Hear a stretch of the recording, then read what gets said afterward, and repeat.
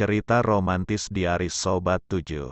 Mobil Avanza milik Ikrom sudah melintasi kota Madiun saat jam menunjukkan pukul 22.30 malam. Ikrom mengendarai sendiri mobilnya karena sedari pagi Pak Bandi, sopirnya, sudah menyetir seharian menemani dari rumah sakit hingga 6 jam Pati Singosari. Pak Bandi sendiri sudah izin untuk tidur di samping Ikrom. Ikrom meminta Pak Bandi tidur di kursi belakang agar nyaman.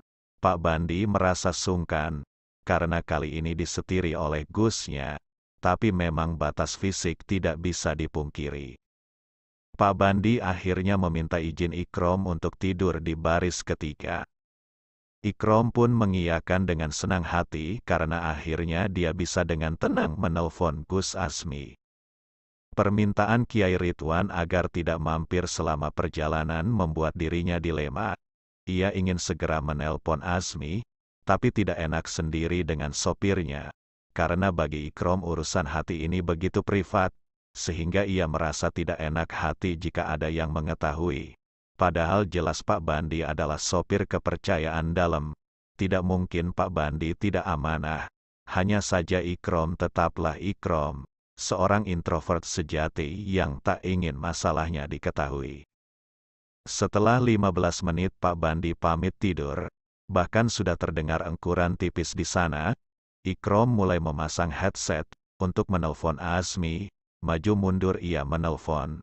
Dari mana ia akan bercerita, jelas sudah membuatnya berantakan. Ia menekan layar handphonenya. Nama Asmi terpampang di sana. Berdering. Tidak ada jawaban. Ia mencoba mengulanginya lagi. Berdering. Tetap tak disahuti. Andai tidak segenting ini ia pastikan tidak melanjutkan panggilannya. Wajah putus asa Ikrom terpampang di sana. Jangan-jangan sudah tidur. Batin Ikrom. Kalau ini tidak berhasil, bagaimana lagi ya Allah? Gumamnya dalam hati. Panggilan ketujuh. Berdering. Hati Ikrom berdegup tiada henti. Hati Zahra berdesir, tangisnya meluruh, mendekap lelakinya erat, kalimat Asmi terngiang di telinganya. Mas gak butuh orang lain tahu, Mas ingin kamu dan Allah saja yang tahu, betapa besar kasih sayang Mas kepada kamu. Asmi memeluk erat wanitanya. Sudah, jangan nangis. Mas kok baik banget sama aku, Ning Ayu. Sudah kewajiban Mas baik sama kamu. Mas sudah berjanji di depan Allah untuk membahagiakan kamu.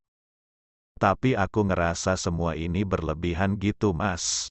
Ya itu namanya sayang, namanya cinta, nggak pakai logika lagi. Kamu percaya nggak Ning? Setiap abis kasih kamu sesuatu, rizki Mas datang lagi. Bahkan Mas dapat investor besar tahun ini. Rupanya benar pepatah Jawa, dulu Mbah Kung selalu bilang, agar menjadi lelaki yang ksatria, tidak akan menjadi lelaki sejati sebelum bisa menghargai wanitanya. Sapa sing iso ngelungguh no wong wedok bakale dilungguh no karo pangeran. Siapa yang bisa mendudukkan wanitanya pada tempatnya, akan diberi kedudukan oleh Gusti Allah. Dan itu Mas rasakan betul. Rejeki Mas lancar, investor baru berdatangan. Asmi menggenggam tangan istrinya, Ning Ayu. Zahra masih terisak. Sudah jangan nangis lagi, Mas Asmi nakal, lo nakal lagi. Ning Ayu, Mas nagih janji. Janji apa? Katanya kalau Mas bilang harganya kalung Mas dikasih hadiah. Cium, nggak mau yang lain. Apa, yang itu lo? Kesukaan Mas. Ih, Mas, mesti. Asmi cekikikan. Zahra berhenti menangis sembari memukuli dada Asmi. Sementara itu HP Asmi bergetar. Mas, ada telepon. Asmi masih menciumi pipi gadisnya. Biarin aja, Mas. Mungkin penting. Masih tanggung ini. Siapa tahu Mas dapat jackpot lagi dari Ning Ayu. Zahra refleks berdiri kabur dari pangkuan Asmi. Ih, genit. Asmi tertawa terbahak. Zahra mengambil HP Asmi yang berhenti bergetar. Ya Allah mas. 6 kali miss call dari Gus Ikrom. Paling bahas masalah perusahaan. Biarin aja mas nggak pengen diganggu. Drur. HP kembali bergetar. Maas. Coba angkat dulu. Mengganggu saja. Halo. Waalaikumsalam. Iya Krom. Hati Ikrom berdegup kencang saat panggilannya tak juga terhubung. Sampai layarnya berubah. Tanda si empunya mengangkat panggilan. Segera ia menepikan mobilnya di jalur kiri. Mengendarainya dengan kecepatan 60 km per jam, sambil berkonsentrasi pada jalan tol Madiun yang gelap. Assalamualaikum, halo, Gus, halo, waalaikumsalam, iya Krom. Gus ngapunten mengganggu. Iya, mengganggu sekali aslinya ini. Gelek. Ikrom menelan salivanya kasar. Ngapunten Gus, mendesak. Iya. Ada apa? Langsung saja intinya. Keburu ditunggu nyonya besar ini aku. Gelek. Ikrom salah tingkah. Nganu Gus, saya ini di jalan, dari rumah Kiai Ridwan. Kiai Ridwan Malang. Iya Gus. Tapi Kiai Ridwannya nggak ada, beliau umroh, saya disuruh menghubungi jenengan. Asmi mengernyitkan dahi kebingungan. Kamu ada hajat apa ke Kiai Ridwan? Glek, sulit rasanya mulut Ikrom berbicara. Nganu Gus, tadi siang saya ketemu Ning Aulia, pingsan. Saya tolongi, pas pingsan HP-nya bunyi. Saya angkat, belum sempat ngomong, uminya sudah ngomong duluan. Nyuruh Ning Aulia menikah karena abahnya koma. Besok kalau ada pemuda yang datang melamar, suruh nerima. Asmi kebingungan. Sektoh, aku bingung. Terus apa hubungannya Aulia sama kamu? Glek, Ikrom bingung. Ia membetulkan posisi headsetnya yang sebenarnya tidak berubah. Nggak ada Gus, lah terus, sampeyan kenapa kok bingung? Kok sampeyan sampai sowan ke Kiai Ridwan? Nggak tahu Gus, lah piye toh, nggak jelas bocah ini, aku males ngurusi orang nggak jelas, ya udah tak matikan aja. Gus jangan Gus, lah ya piye, gimana maumu, kenapa Aulia yang disuruh menikah kamu yang bingung? Sejujurnya Gus, saya juga nggak tahu kenapa saya harus bingung, tapi tadi di mobil, sepulang dari rumah sakit, saya mimpi Ning Aulia minta tolong ke saya. Westo jujur sama aku Krom. Sampeyan suka sama Ning Aulia toh? Ikrom tak bisa berkutik. Diammu tak anggap iya. Terus gimana ini? Terdengar nada Asmi mulai tak sabar. Woi Krom, bocah gemblung piye. Asmi menegur Ikrom dengan keras. Berbagai umpatan dilayangkan Asmi kepada Ikrom. Maaf Gus, saya bingung. Asmi makin gusar. Yang dibingungkan apa? Beberapa minggu yang lalu saya sowan ke Kiai Ridwan. Amanat Abah Kiai bahwa yang saya harapkan sudah dekat. Bahkan tandanya sudah nampak beberapa. Dan di akhir minggu ini akan ada tanda besar. Kalau tanda itu terlewat, maka akan terlewat selamanya. Suara Ikrom bergetar. Terus ini tadi pesan Kiai Ridwan pada anaknya. Jika saya datang ke Malang, saya disuruh langsung pulang.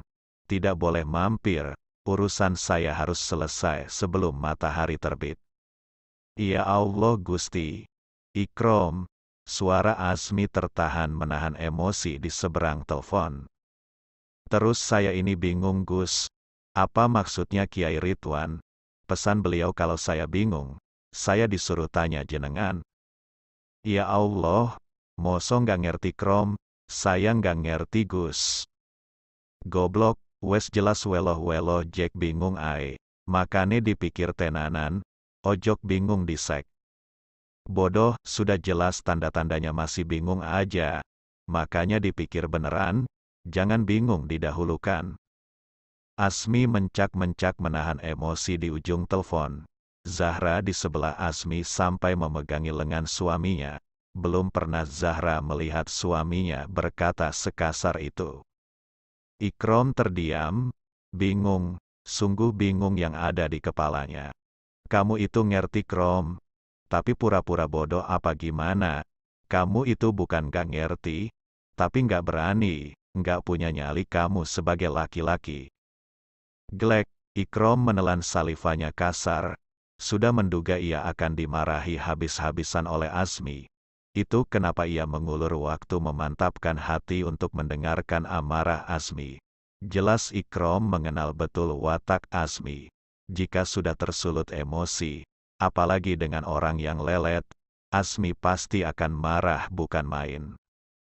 Maaf Gus, wes gini, abis ini kita ke rumah sakit, kamu lamar Aulia malam ini juga.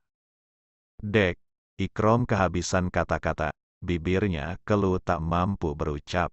Aku masih di Jepara, untung belum nyaprang ke Karimun Jawa, kita ketemu di rumah sakit. Krom, halo, kok diem aja? Halo, Krom, suara Azmi makin gusar.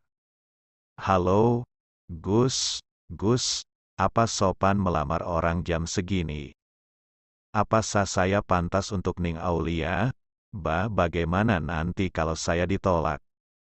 Halah, kakean cangkem, kebanyakan omong, kamu lamar sekarang atau keduluan orang?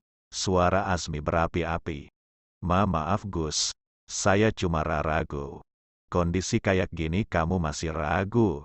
Ya sudah nggak usah nikah Krom, nggak usah lamar-lamaran, aku tak ke Karimun Jawa, aku bulan madu sama istriku, ganggu aja kamu, memang takdirmu jadi bujang lapuk, siap-siap kamu bujang selamanya, tut, suara telepon Azmi ditutup sepihak, tinggallah Ikrom dengan tatapan hampa.